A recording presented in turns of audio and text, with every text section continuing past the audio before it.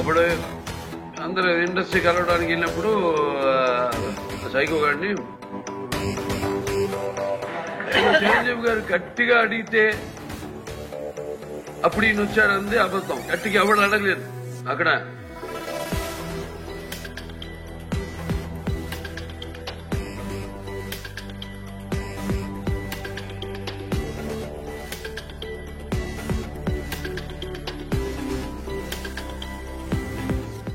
నమస్తే friends, welcome to CR ముచ్చట్లు. Friends, Telugu సినీ ఇండస్ట్రీలో స్టార్ హీరోలైన చిరంజీవి, బాలకృష్ణ గురించి ప్రత్యేకంగా చెప్పాల్సిన పని లేదు.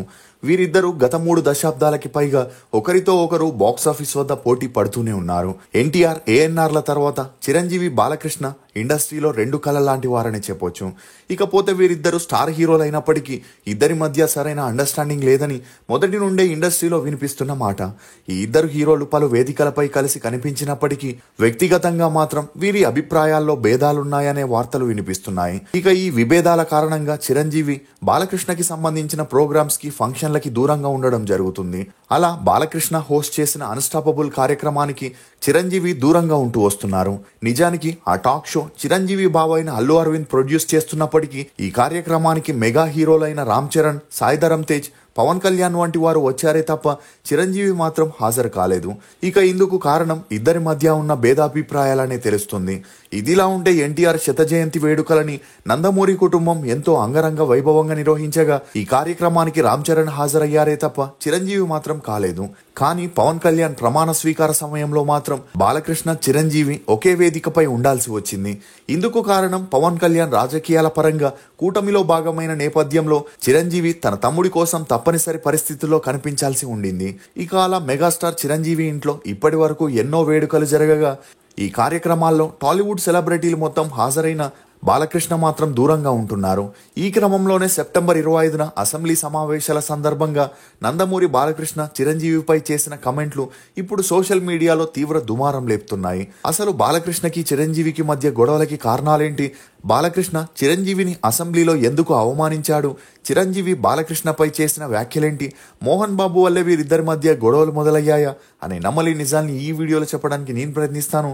మీరు మాత్రం ఈ వీడియోని పూర్తిగా చూడండి. ఎన్నో టీ రుచులతో మీరు అలసిపోయి ఉంటారు. అందుకే మీకోసం బేబర్ చాక్లెట్ ని తీసుకొస్తున్నాం. ఇది రుచికి రుచి, ఆరోగ్యానికి ఆరోగ్యం. ఇందులో ఉండే ఫ్లవనాయిడ్లు రక్తనాళాలని వృద్ధి చేసి గుండె ఆరోగ్యాన్ని పెంచుతుంది. చాక్లెట్ టీ తాగడం ద్వారా ఒంట్లో కొవ్వు పెరగడాన్ని నియంత్రిస్తూ మతిమరుపుని కూడా తగ్గిస్తుంది.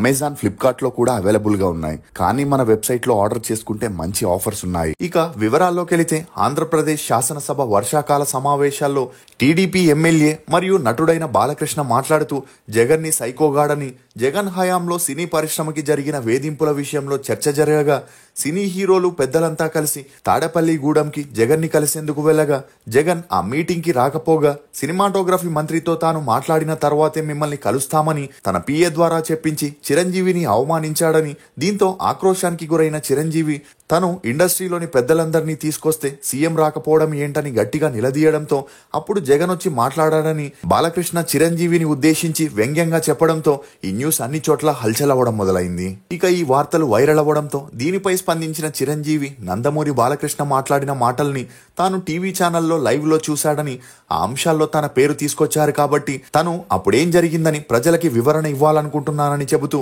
రాష్ట్రంలో వైఎస్ జగన్మోహన్ రెడ్డి ప్రభుత్వం ఉన్నప్పుడు తెలుగు సినీ పరిశ్రమకి చెందిన ప్రొడ్యూసర్లు, డైరెక్టర్లు, ఫిలిం ఛాంబర్ ప్రతినిధులు తన దగ్గరికి వచ్చి సినిమా ప్రొడక్షన్ కాస్ట్ పెరుగుతున్న నేపథ్యంలో సినిమా టికెట్ల రేట్ల గురించి ఆంధ్రప్రదేశ్ ప్రభుత్వంతో తాను సినీ పెద్దగా మాట్లాడితే బాగుంటుందని రాజమౌళి, కొరటాల శివ, త్రివిక్రమ్ శ్రీనివాస్, మహేష్ బాబు, జూనియర్ ఎన్టీఆర్, ప్రభాస్, డివివి దానయ్య తనని రిక్వెస్ట్ చేసుకోవడంతో తను ఒప్పుకొని ఇదే విషయంపై మొదటిగా అప్పటి రాష్ట్ర సినిమాటోగ్రఫీ మంత్రి అయిన పేర్ని నానితో ఫోన్లో మాట్లాడగా టికెట్ ధరల విషయం గురించి ముఖ్యమంత్రి గారితో మాట్లాడి చెబుతానని పేర్ని నాని తనతో చెప్పి ఫోన్ పెట్టేశారని, అయితే ఆ తర్వాత నాని గారే ఒక రోజు తనకి ఫోన్ చేసి ముఖ్యమంత్రి గారు మిమ్మల్ని 1-to-1 కలుస్తారని, లంచ్ కి ఇన్వైట్ చేశారని చెప్పి ఎప్పుడు రావాలనే డేట్ ని కూడా ఇవ్వడంతో అప్పటి ముఖ్యమంత్రి జగన్ గారి ఆహ్వానం మేరకు తాను అతని నివాసానికి వెళ్ళగా తామిద్దరూ లంచ్ చేస్తున్న సమయంలో తాను సినీ పరిశ్రమకి సంబంధించిన ఇబ్బందుల్ని వారికి వివరిస్తూ ఇండస్ట్రీకి మీకు మధ్య గ్యాప్ ఉందని అందరూ అనుకుంటున్నారని, కాస్త టైం ఇస్తే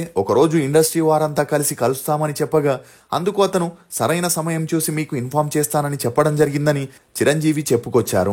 అలా కొన్ని రోజుల తర్వాత మంత్రి పేర్ని నాని తనకి ఫోన్ చేసి కోవిడ్ సెకండ్ వేవ్ కారణంగా ఇండస్ట్రీ నుండి 5 మాత్రమే వస్తే బాగుంటుందని చెప్పారని, అందుకు తను ఓ 10 మందితో వస్తామని రిక్వెస్ట్ చేసుకోగా పేర్ని నాని సరే అని డేట్ ని కూడా ఫిక్స్ చేశారని చెప్పడంతో అదే సమయంలో తను బాలకృష్ణకి ఫోన్ చేసి ఇదే విషయం చెప్పడానికి ప్రయత్నించినా అతను ఫోన్ లిఫ్ట్ చేయలేదని, అందుబాటులోకి కూడా రాలేదని, దీంతో తను జెమినీ కిరణ్ దగ్గరికి వెళ్లి బాలకృష్ణని కలిసి విషయం చెప్పమనగా అతను 3 సార్లు ప్రయత్నించిన బాలకృష్ణ అతన్ని కలవలేదని, దీంతో తను ఒక ప్రైవేట్ ఫ్లైట్ ని ఏర్పాటు చేసి ఆర్ నారాయణమూర్తితో సహా 10 మంది సినీ పెద్దలు కలిసి అప్పటి ముఖ్యమంత్రి జగన్ గారిని కలిశామని, ఆ సమయంలో తాను సినీ పరిశ్రమకి సంబంధించి తాము ఎదుర్కొంటున్న ఇబ్బందుల్ని వివరిస్తూ సినీ పరిశ్రమకి ఈ ప్రభుత్వ సహకారం అందించాలని కోరగా అప్పటి ప్రభుత్వం సినిమా టికెట్ల ధరల పెంపులకి అంగీకరించిందని, అలా తాము ఆ సమయంలో వారిని వెళ్లి కలిసినందువలనే సినీ పరిశ్రమకి ఎంతో కొంత మేలు జరిగిందని, అలా వీరసింహారెడ్డి, వాల్తేరు వీరయ్య సినిమాల టికెట్ల రేట్లు పెంచడానికి కారణమైందని,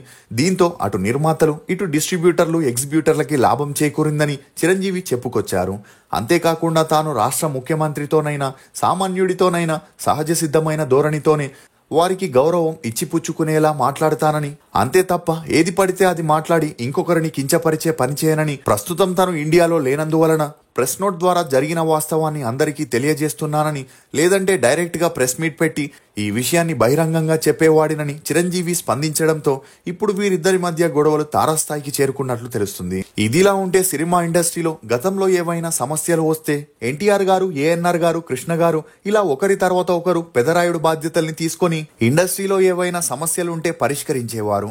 ఆ తర్వాత రామానాయుడు గారు, దాసరి నారాయణరావు గారు ఈ పదవిని తీసుకొని సమస్య పెద్దదవ్వకుండా 4 గోడల మధ్యనే పరిష్కరిస్తుండేవారు. అయితే ఎప్పుడైతే దాసరి గారు, రామానాయుడు గారు మరణించారో ఆ పదవిని ఎవరు తీసుకుంటారా అనే చర్చలు ఇప్పటికీ నడుస్తూనే ఉన్నాయి. ఇదిలా ఉంటే 1980 నుండి చిరంజీవి, బాలకృష్ణ, వెంకటేష్, నాగార్జున, మోహన్ బాబు ఇండస్ట్రీలో బ్యాక్ టు బ్యాక్ మూవీస్ ని చేస్తూ ఇప్పటికీ యాక్టివ్ గా ఉంటూ హీరోలుగా చేసుకుంటూ వస్తున్నారు.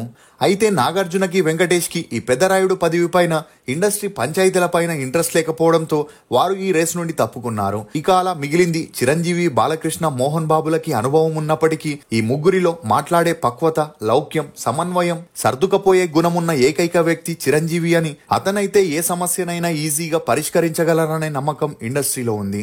ఇక బాలయ్య ముక్కుసూటితనంగా మాట్లాడడంతో చాలా మంది బాలయ్యకి సపోర్ట్ చేయలేదు. ఇక మోహన్ బాబు దాసరి గారు ఉన్నప్పటి నుండి అతనితో కలిసి సినిమా పంచాయతీలు చేసి పరిష్కరించినప్పటికీ మోహన్ బాబు తనకి నచ్చిన వారికి ఒకలా, నచ్చని వారికి మరోలా తీర్పునిస్తాడనే వార్తలు వినిపించడంతో ఇండస్ట్రీ ఎవరిని ఎంచుకోవాలో తెలియని పరిస్థితుల్లో పడింది. అలా అప్పటి నుండి చిరంజీవి వర్సెస్ బాలయ్య వర్సెస్ మోహన్ బాబు అన్నట్లు ఇండస్ట్రీలో సాగింది. నిజానికి 20 ఏళ్ల కిందటే చిరంజీవికి ఏకగ్రీవంగా పెదరాయుడు పదవినిచ్చేందుకు సినిమా పెద్దలంతా సిద్ధపడినప్పటికీ మోహన్ బాబు 2007లో జరిగిన సినీ రంగ వజ్రోత్సవాల సందర్భంగా మాట్లాడుతూ చిరంజీవి కంటే తాను మంచి నటుడని, అతని కంటే అన్నింటిలోనూ బెస్ట్ గా ఉన్న తనకే ఆ పదవినివ్వాలని, సీనియారిటీ పరంగా చూసిన తనకే ఆ అర్హత ఉందని ఆ స్టేజ్ పై చెప్పడమే కాకుండా అప్పటి నుండి ప్రతి స్టేజ్ పైన కూడా చిరంజీవిని విమర్శించడంతో ఈ వార్తలతో హర్ట్ అయిన చిరంజీవి ఆ పదవిని వదులుకున్నాడు. ఇక బాలయ్య కూడా మోహన్ బాబు విమర్శలకి భయపడి వెనకడుగు వేయడంతో దాసరి గారే ఆరోగ్యం బాగోలేకున్నా ఎలాగోలా ఇండస్ట్రీ సమస్యల్ని సాల్వ్ చేస్తూ వచ్చిన ఎప్పుడైతే 2017లో దాసరి గారు మరణించారో ఆ పెదరాయుడు పదవిలో ఎవరొస్తారనే ప్రశ్నలు అందరిలోనూ తలెత్తాయి. ఇక అలా ఈసారి మోహన్ బాబు ఈ రేసు నుండి తప్పుకుంటే చిరంజీవి వర్సెస్ బాలయ్య అనే పోటీ మొదలైంది. అయితే మొదటి నుండే ఇండస్ట్రీలో చాలా మంది చిరంజీవికి మద్దతు తెలియజేయడంతో అది సహించని బాలకృష్ణ సినిమా ఇండస్ట్రీకి సంబంధించిన సమస్యల్లో ఇన్వాల్వ్ అవ్వకుండా అందరినీ ఇగ్నోర్ చేస్తూ తన షూటింగ్స్, పార్టీ మీటింగ్స్ లో బిజీ అవ్వడంతో ఇప్పుడు 80% పైగా సినిమా వ్యక్తులు చిరంజీవికే పెదరాయుడు పొజిషన్ ఇవ్వాలని డిమాండ్ చేయగా ఈ కోపంతోనే బాలకృష్ణ ఆంధ్రప్రదేశ్ అసెంబ్లీలో మాట్లాడుతూ చిరంజీవి జగన్ తో మాట్లాడేందుకు వెళ్లి అవమానపడ్డారని, అతని వల్ల ఏమీ అవ్వదని డైరెక్ట్ గా చెప్పడంతో అసలేం జరిగిందనే విషయాన్ని చిరంజీవి ప్రెస్ నోట్ రిలీజ్ చేయడం ద్వారా ప్రజలకి తెలియజేయడంతో ఇప్పుడు బాలకృష్ణ సోషల్ మీడియాలో కొంతవరకు విమర్శల్ని ఎదుర్కొంటున్నారు. ఇండస్ట్రీ పెదరాయుడు ఎవరైతే బాగుంటుందని మీరు అనుకుంటున్నారో మీ అభిప్రాయాన్ని కమెంట్ సెక్షన్ లో తప్పకుండా తెలియజేయండి. మేము చేసిన ఈ వీడియో మీకు నచ్చినట్లయితే ఒక లైక్ ద్వారా మీ సపోర్ట్ ని మాకు తెలియజేయండి. For more interesting videos please subscribe to CR Muchatlu. Thank you.